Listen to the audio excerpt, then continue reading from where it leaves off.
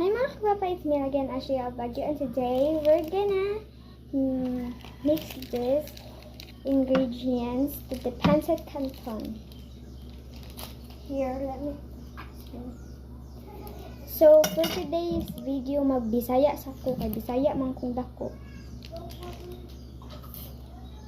So, ato din siya ibutang sa atong pancit canton mga kagwapa. First is kani siya, kani atong unahon kani.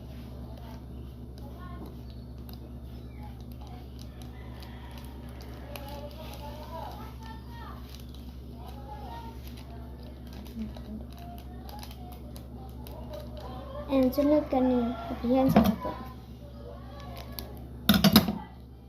You know, pancit canton is really, really delicious. So buy now.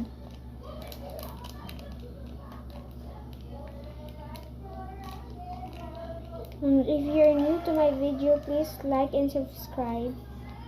And comment kung unsay ganahan ninyo i-content nako. Next is kani. So this is calamansi flavor guys.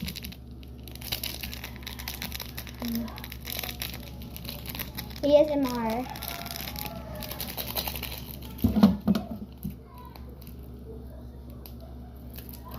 Oh my gosh. Stop sa kadiyot ha, wait. So ara ako nang gibalik sa dara siya. I-mix na na. I-mix na na siya guys. Umikin siya, umukis ha. So wait.